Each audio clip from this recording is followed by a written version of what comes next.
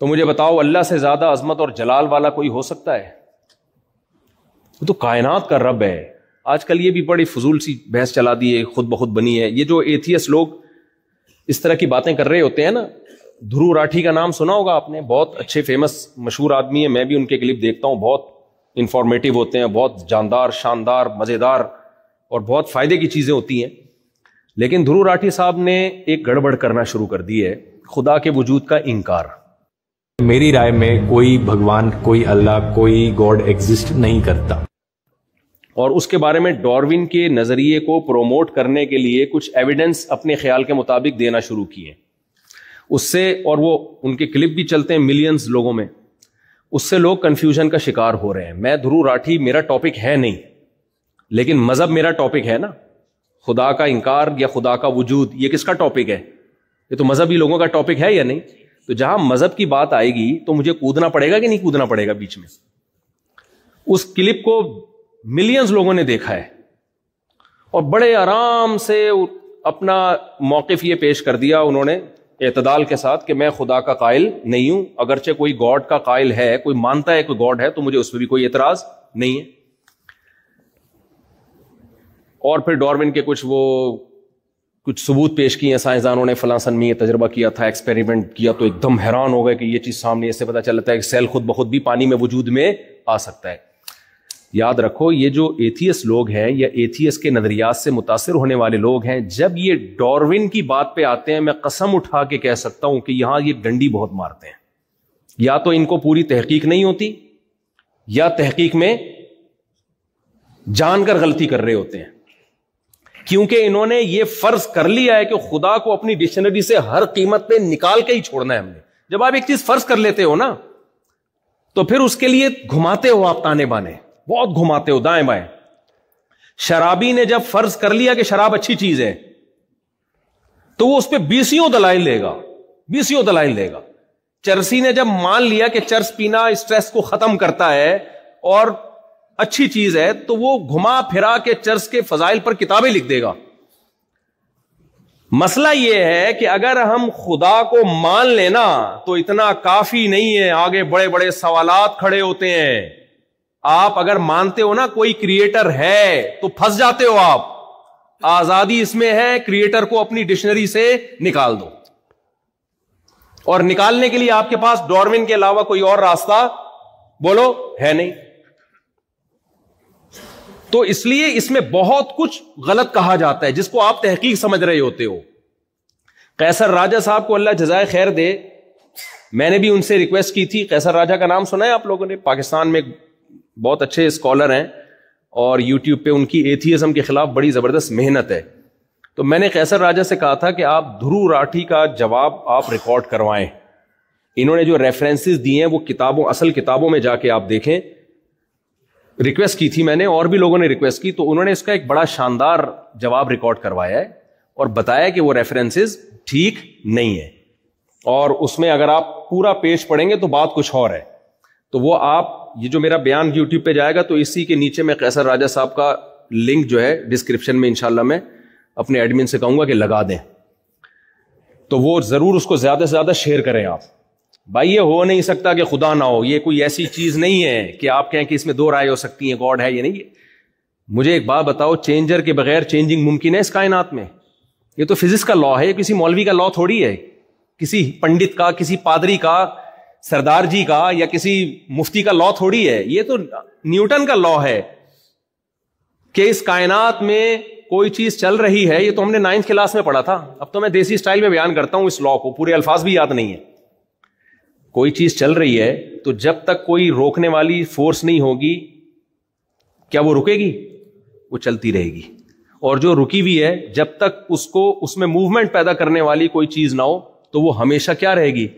اس سے پتا چلتا ہے کہ اس مادے میں چینجر کے بغیر چینجنگ ممکن نہیں ہے. بتاؤ, چینجنگ زیادہ مشکل عمل ہے یا کریشن زیادہ مشکل عمل ہے؟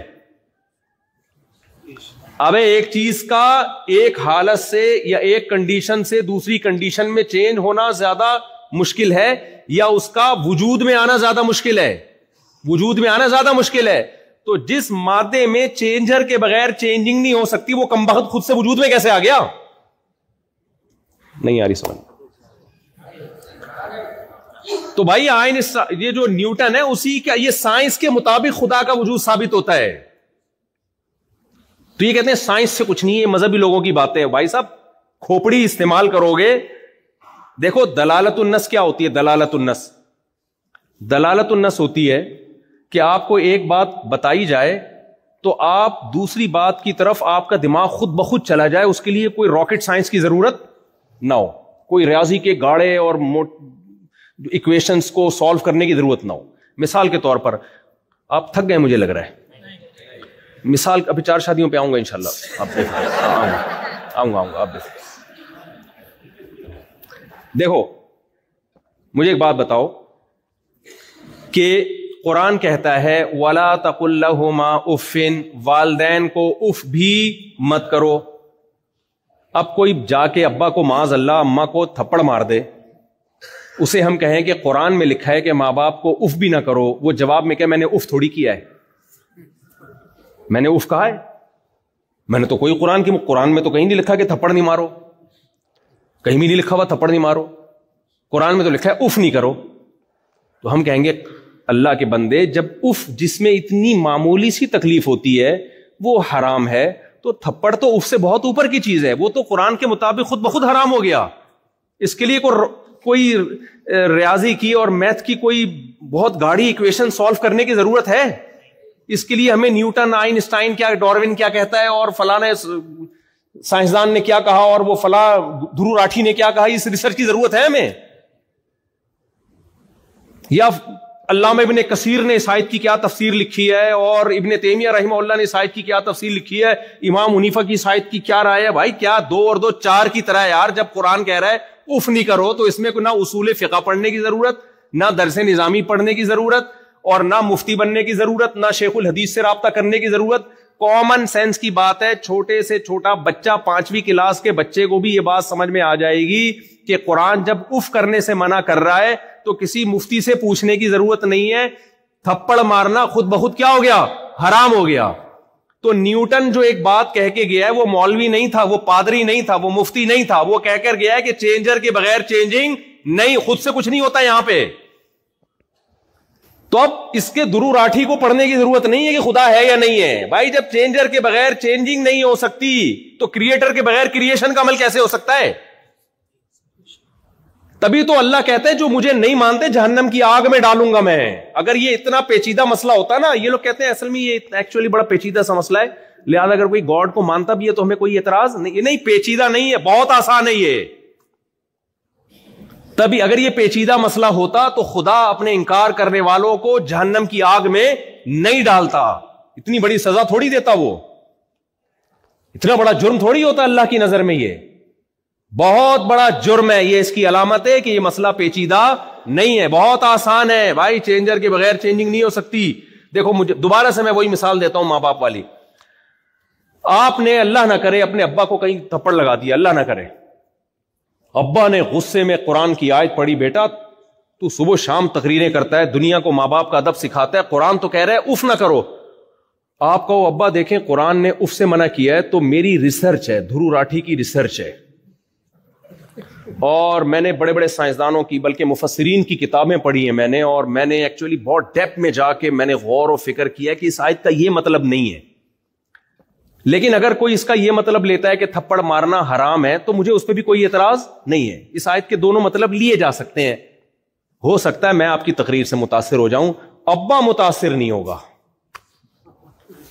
پڑوسی متاثر ہوں گے کہ یار علامہ ابن کثیر اور علامہ آلوسی رحمت اللہ علیہ اور تفسیر طبری کے حوالے پہ ہے نہیں حوالے ان میں, لیکن ایک مثال دے رہا ہوں, اتنے حوالے پیش کر دیے اس نے اور وہ فلاں کا بیان بھی دکھا دیا, فلاں کی ریسرچ بھی دکھا دی. اس سے یہ ثابت ہوتا ہے کہ یہ مسئلہ اختلافی ہے. اس آیت کی 2 تفسیریں, ایک تفسیر یہ کہ صرف اف ہی حرام ہے, دوسری تفسیر یہ کہ نہیں تھپڑ بھی حرام ہے. تو ایکچولی یہ مسئلہ اس میں اختلاف رائے بولو ہو سکتا ہے. یہ ہو سکتا ہے اس تقریر سے میں متاثر ہو جاؤں, پڑوسی متاثر ہو جائے, بھائی بہن متاثر ہو جائیں. باپ جس کو تھپڑ مارا ہے وہ آپ کی اس تقریر سے کبھی متاثر نہیں ہوگا. آپ نے 1 لگایا, وہ رکھ کے 6 بھی لگائے گا, جائیداد سے ہمیشہ کے لیے آنکھ کر دے گا, گھر سے دھکے دے کے نکال دے گا. اب آپ کہو گے ایک چیز جس میں اتنی کنٹروورسی تھی اور اتنی ایکچولی اس میں بڑے بڑے مفسرین کا اختلاف تھا, ابا اس پہ مجھے اتنی بڑی سزا کیوں دے رہے ہیں؟ ابا مان لیں گے یہ باتیں آپ کی؟ تو میرے بھائی دھرو راٹھی سے میں انتہائی احترام کے ساتھ کہتا ہوں کہ آپ نے جو خدا کا انکار کر دیا نا ڈاروین کو بیچ میں لا کے, اس تحقیق سے ہو سکتا ہے میں متاثر ہو جاؤں, آپ متاثر ہو جاؤ, گاڈ خدا وہ کبھی بھی اس سے متاثر نہیں ہوگا. وہ کہے گا بھائی چینجر کے بغیر چینجنگ نہیں ہو سکتی, تو یہ بن کیسے گئی؟ یہاں ایک پرانا گھسا پٹا سوال کیا جاتا ہے کہ پھر خدا کیسے ہے, خدا خود سے کیسے ہے ہمیشہ سے؟ بھائی جان نیوٹن نے خدا کے بارے میں کوئی لا پیش نہیں کیا, صحیح ہے نا, اس نے اس کائنات کے بارے میں قانون پیش کیا ہے. اس کائنات کو ہمیشہ سے نہیں مانا جا سکتا, خدا تو ہماری عقل سے بالا تر ہے, اس کے بارے میں تو فزکس کے لا اس پر اپلائی ہوتے ہی نہیں ہیں. اس کائنات کو تو ہم جانتے ہیں, ہمیں پتا ہے بھائی یہاں کچھ بھی کچھ کیے بغیر نہیں ہوتا, خود سے کچھ بھی نہیں ہوتا یہاں پہ. ایک ملحد تھا ایتھیسٹ, پروفیسر ہے یونیورسٹی میں, اٹھ پٹانگ باتیں بہت پھینکتا رہتا ہے. اچھا تھوڑا سا سائنس پڑھ کے نا کھوپڑی آؤٹ ہو جاتی ہے. یار تم سائنس پڑھو, تمہیں کس نے منع کیا ہے؟ تم مذہب میں ٹانگ کیوں اڑا رہے ہو؟ مذہب سے تمہارا کیا لینا دینا؟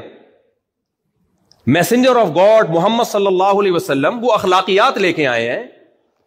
مذہب کا دائرہ کار الگ ہے, سائنس کا دائرہ کار الگ ہے. مثال کے طور پر میں مفتی ہوں, مجھ سے کوئی آگے پوچھے گا وراثت کے مسائل کیا ہیں, میں بتاؤں گا یہ ڈاکٹر کا کام یا سائنسدان کا کام نہیں ہے. ماں باپ کے کیا حقوق ہیں میں بتاؤں گا, میں پورے کروں نہ کروں لیکن اگر میرے پاس علم ہوگا تو بتاؤں گا, میں نالج ہوگی.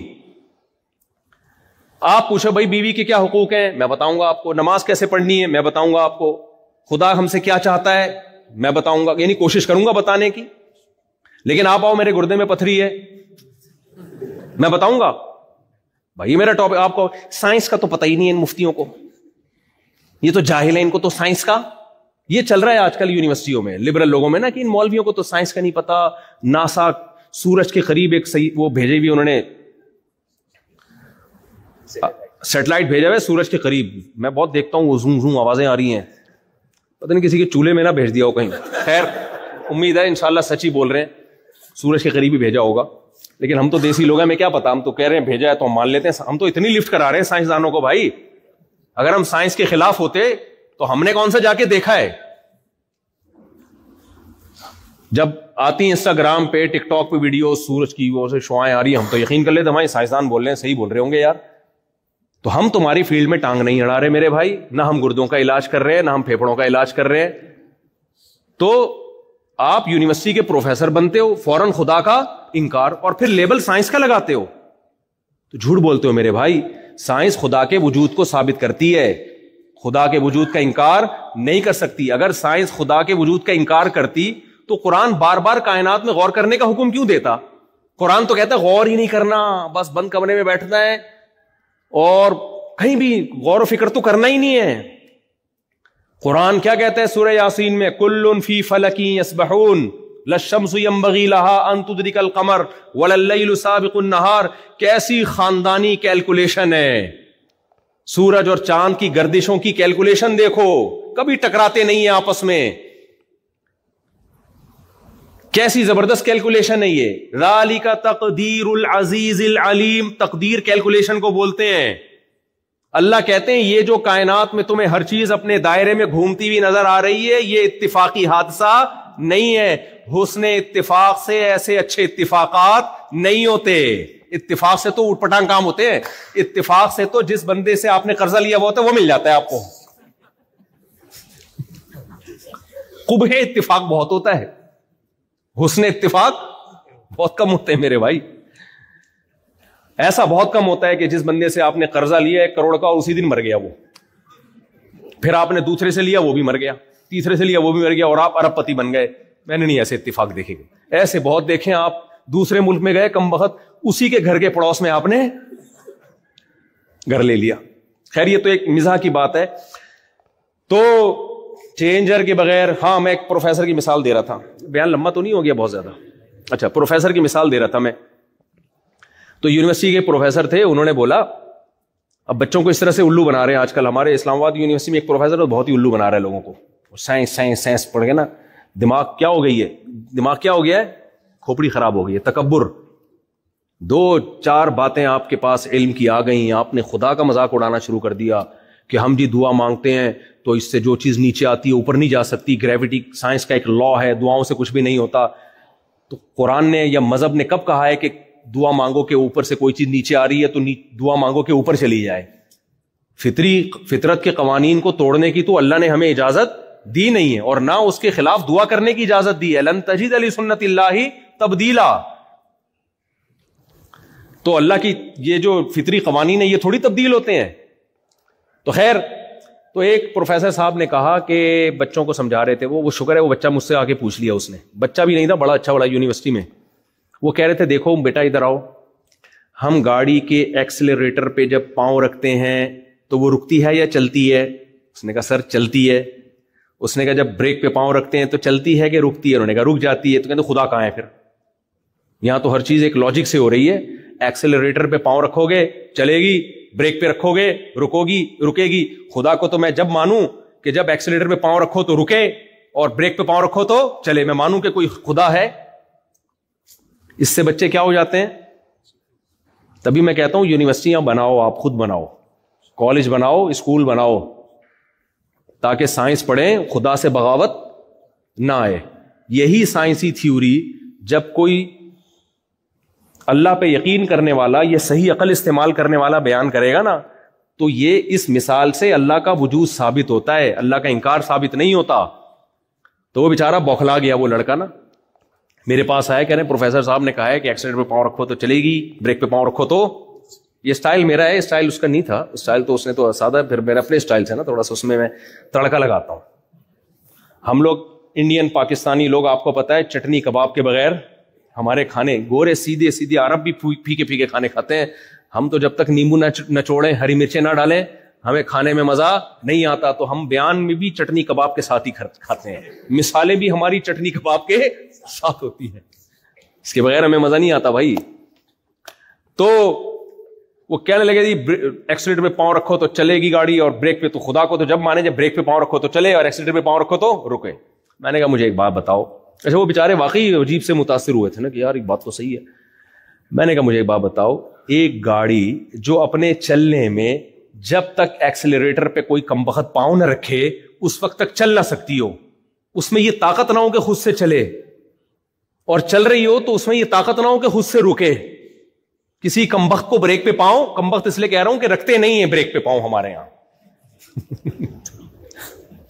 جب ہمارے ہاں ایکسیلریٹر پہ پاؤں رکھتے ہیں تو اکثر بریکوں پہ نہیں رکھتے.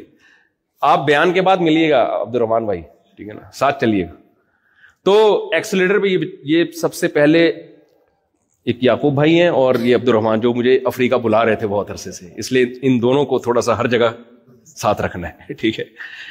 تو ایکسیلریٹر پہ پاؤں, یار وہ لطیفہ بھی سن لو پھر مجھ سے. داڑھی بھی ایک مذاق بن گیا ہے نا, ہم ہر بات داڑھی رکھ کے. یہ تو ایک داڑھی والے صاحب جا رہے تھے تو خاتون سے ٹکر ہو گئی نا گاڑی کا, تو خاتون نے کہا اتنی بڑی داڑھی رکھ کے ٹکر مارتے ہو, شرم نہیں آتی؟ تو کہنے لگے محترمہ یہ داڑھی ہے, بریک نہیں ہے.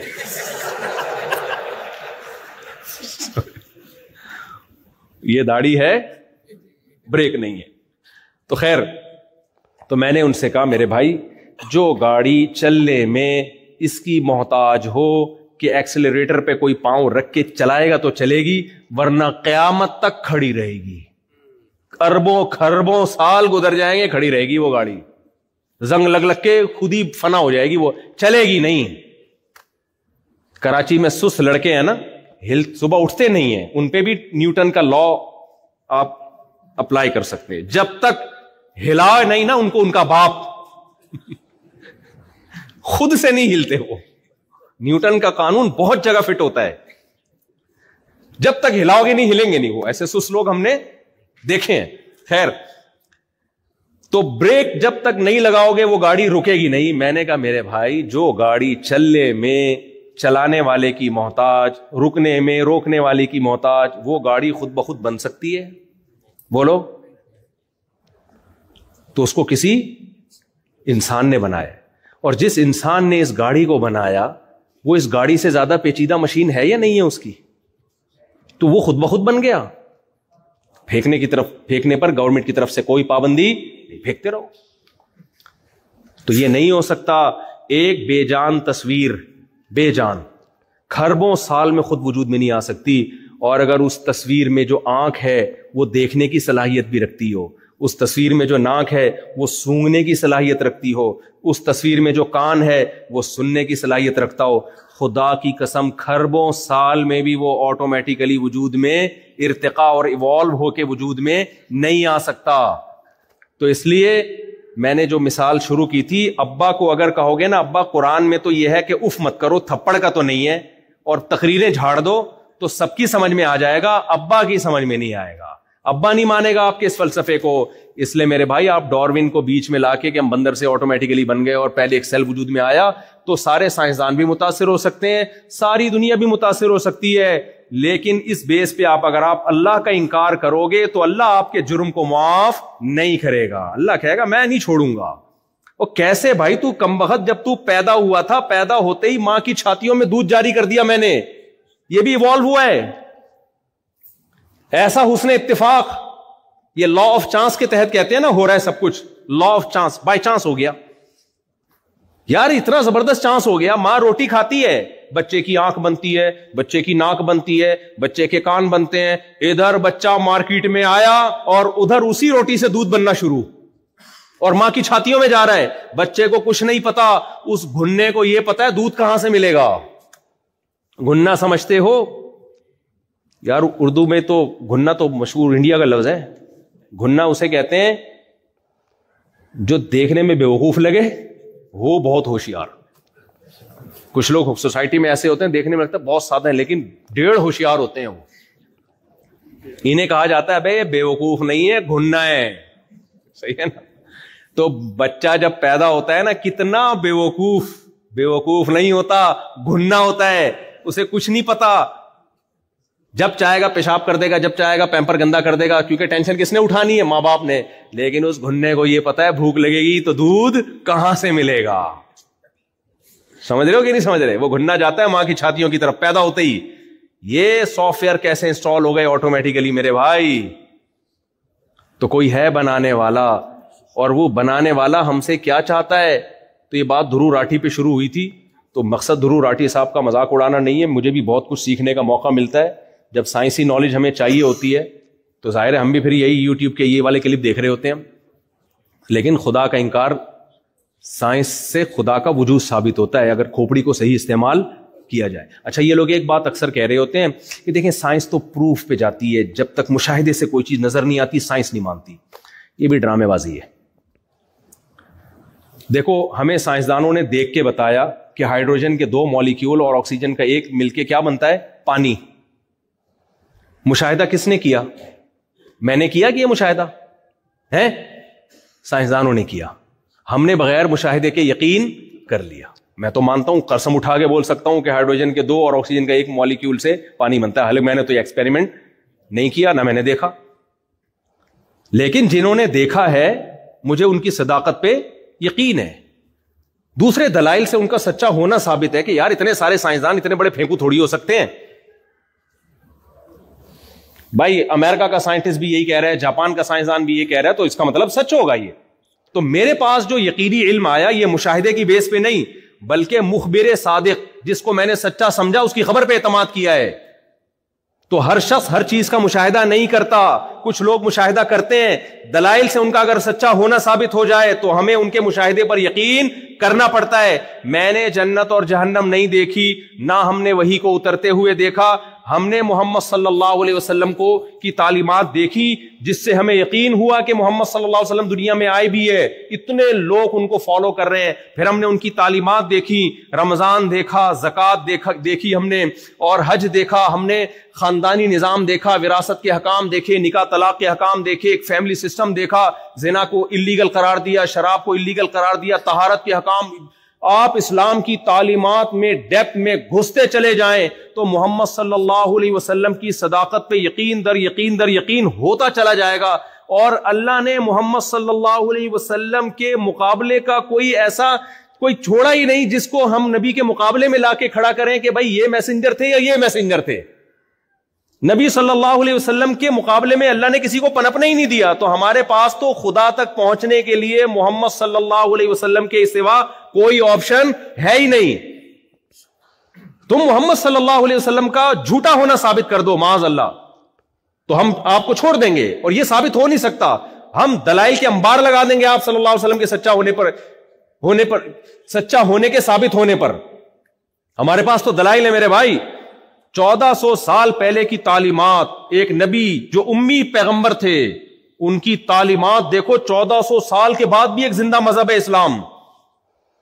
بھائی 1400 سال پہلے اتنی پاورفل موٹیویشن کہاں سے آ گئی کہ کروڑوں لوگ رمضان کا چاند نظر آتے ہی کھانا پینا چھوڑ دیتے ہیں. یہ موٹیویشن, یہ تو ابھی یہ میرا ٹاپک نہیں ہے اسلام کی حقانیت اور نبی کی حقانیت کیسے ثابت ہوتی ہے, ورنہ اس پہ تو کئی گھنٹے بولا جا سکتا ہے.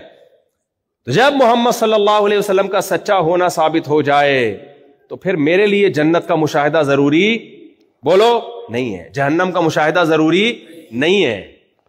نہ میں نے بھائی ہائیڈروجن کے 2 مالیکیول دیکھے کہ پانی میں ہوتے ہیں, نہ ہم نے آکسیجن دیکھی. ہم نے کہا سائنسدان بول رہے ہیں, صحیح بول رہے ہوں گے بھائی صاحب, مان لیا ہم نے. اور ایسا مانا ہے کہ اب کوئی سائنٹسٹ اٹھ کے بولے کہ یہ تحقیق غلط ہے تو ہم اس سائنسدان کو بول دیں گے تو چھوڑ رہا ہے لمبی, تو غلط ہے, یہ نظریہ غلط نہیں ہو سکتا. تو ایسے ہی میرے بھائی ہر ایک کا مشاہدہ نہیں ہوتا. خیر, بات کو میں سمیٹ کے ختم کرتا ہوں. تو قرآن نے ہمیں یہ بتایا ہے, اللہ کی کتاب نے ہمیں یہ بتایا ہے کہ موت کے بعد اس عمل کو ریورس کر کے تمہیں دوبارہ زندہ کروں گا. اب یہاں سائنسدان انوالو ہوں گے, اٹ ازنٹ پاسبل, یہ ممکن نہیں ہے. اللہ کہتے ہیں کم بختو, تم نے ایک طرح کا پیدا ہونا دیکھا ہے, میں نے پانی سے انسان بنایا, وَهُوَ بِكُلِّ خَلْقٍ عَلِيمٍ, بے وقوفو جو اس طرح پیدا کر سکتا ہے وہ ہر طرح سے پیدا کر سکتا ہے. تو یہ کہنا کہ ہماری عقل سے بالاتر ہے سمجھ میں نہیں آتا. ٹھیک ہے, اگر اللہ نے یہ دعویٰ نہ کیا ہوتا پھر آپ نہ مانتے, پھر آپ کہتے بھائی ایک چیز ممکن ہے لیکن ہر ممکن چیز ہوگی. یہ ضروری آپ کی 4 شادیاں ممکن ہیں یا نہیں ہے, لیکن ہو جائیں گی کیا؟ تو ممکن تو ہے کہ خدا دوبارہ پیدا کر دے, لیکن اس سے یہ ثابت تھوڑی ہوتا کہ پیدا کرے گا. لیکن جب اللہ دعویٰ کرے نا بار بار کہ میں کروں گا پیدا, پھر یہ ثابت ہوتا ہے کہ پیدا کرے گا. اللہ کہتا ہے میں نے انسانوں کو پیدا کیا ہے لیبلوکم ایکم احسن عملا, کہ میں دیکھنا چاہتا ہوں. کیسر راجہ کے جو ہے نا وہ آپ نے اس کو لنک کو ملینز تک پہنچانا ہے. اچھا, میرے اس بیان کے نیچے ڈسکرپشن میں وہ لنک لگاؤں گا, وٹامنس بولوں, اس کو آپ نے پھیلانا ہے زیادہ سے زیادہ. تو